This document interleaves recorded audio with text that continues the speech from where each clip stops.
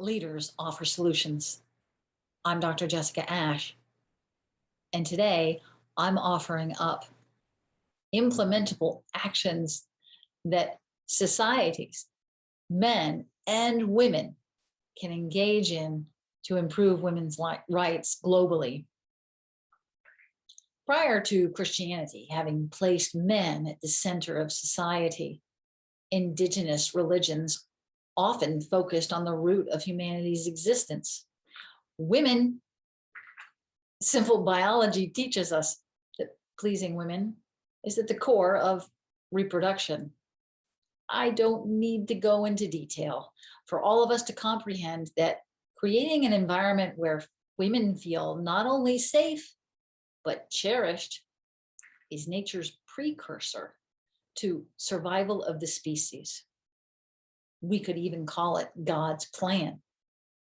For simplicity's sake, make her safe and she'll hang around. Make her happy and she'll feel close to you. Caress her gently and the law of nature will take its course. In modern societies, the world over, men hold the power. They earn more money, their jobs are more prestigious. Girls are trafficked into prostitution at alarming rates. Police departments look the other way for large sporting events that attract increasing numbers of men who want to use them as prostitutes. To clarify, average and above average men pay millions of dollars to have sex with trafficked, often drugged girls. These men feel no shame. It's their natural instinct. No self-control is required by men. If you need more examples, just go to a fraternity house on any US college campus. This activity is called a rite of passage. In some places, if a man sees a woman's arms or neck, or God forbid her legs, it can disturb him so primally that he can just take her. Global increases in violence parallel this activity. If a gang member in Chicago gets pissed off by somebody, he just kills him.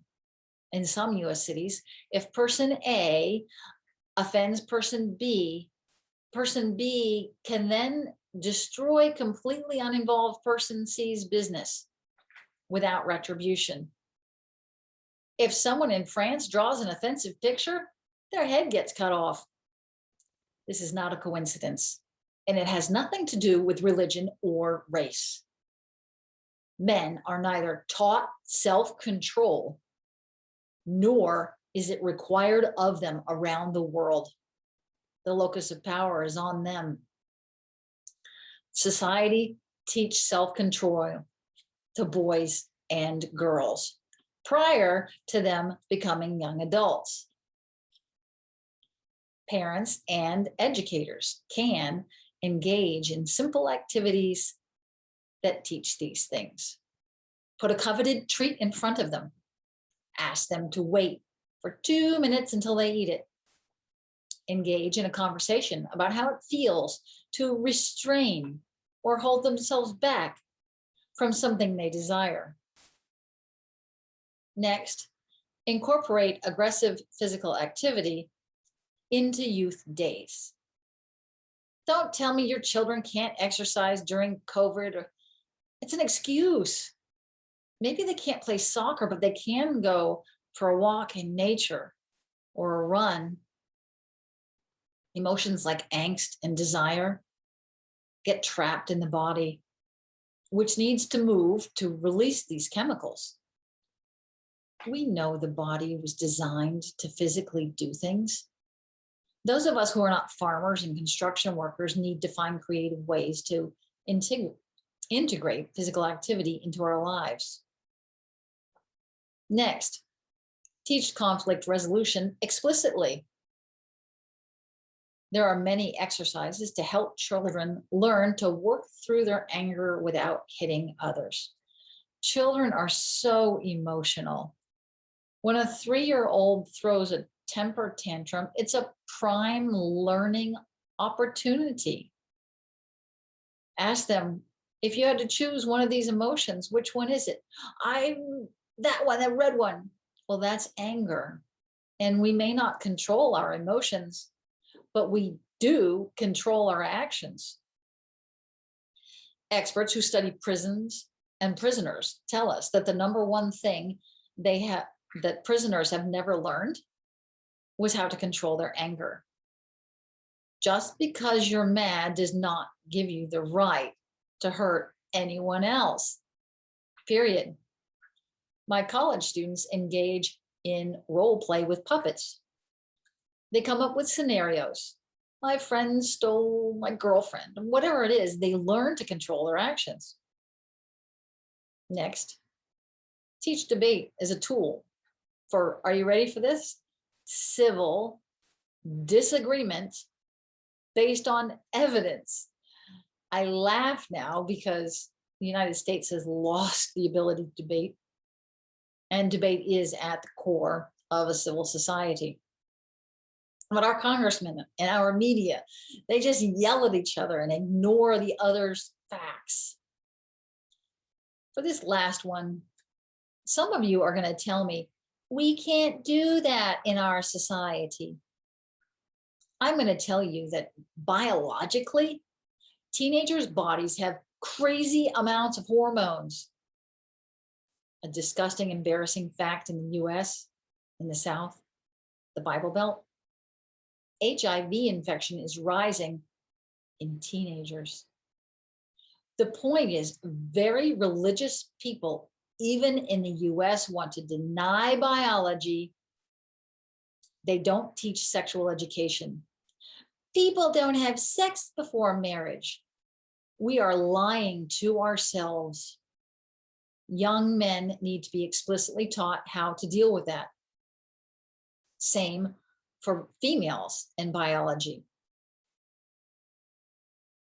This play that you're going to look at in 1 second is an example of young adults learning how to engage in proper social activity.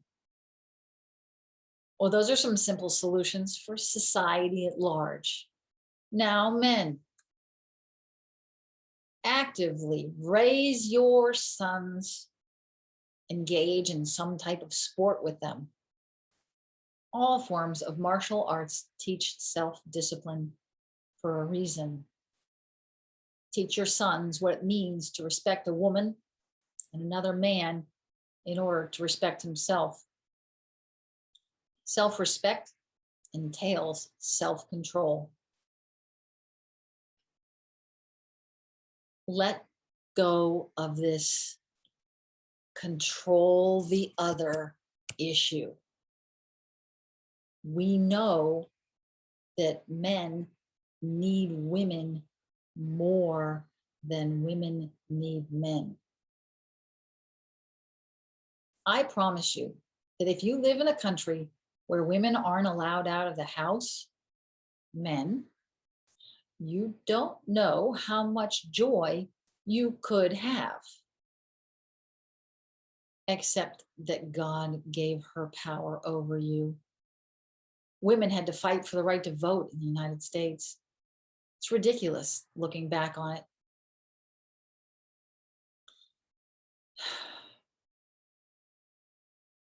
Create a safe space for her so she feels welcome. There is a reward. Do loving things for her so she wants to be close to you. There is a reward. You will experience heavenly joy, literally designed by God. That is a sublime achievement for a real man. Just letting women have social interaction, just permitting girls to get educated, not enough. Encourage women to support each other. Encourage girls. Mandate that girls get educated so that your society can develop. Girls aren't allowed to go to school and my society isn't developing. Not a coincidence. One last thing, men. Wash the dishes. Nobody likes drudgery work all day long. You can't just pawn off every yucky activity onto women because you hold the power. Who does that? Lastly, for women, remember that nature places you at the locus of power. Remember that your body is designed to be pleased first before a man. Your body can create a liver, a kidney, a heart, put it all together in the right way, and deliver a new human. Imagine a world that returned to a matriarchal hierarchy in which young boys have to please the matriarch by refraining from fighting, controlling natural aggression. Those boys grow into young men capable of self-restraint, focused still on making the female ruler happy. Women, reconnect with the natural order as encoded in biology. Don't aspire to be tanner if you're white, or whiter if you're not. Love yourself the way you are.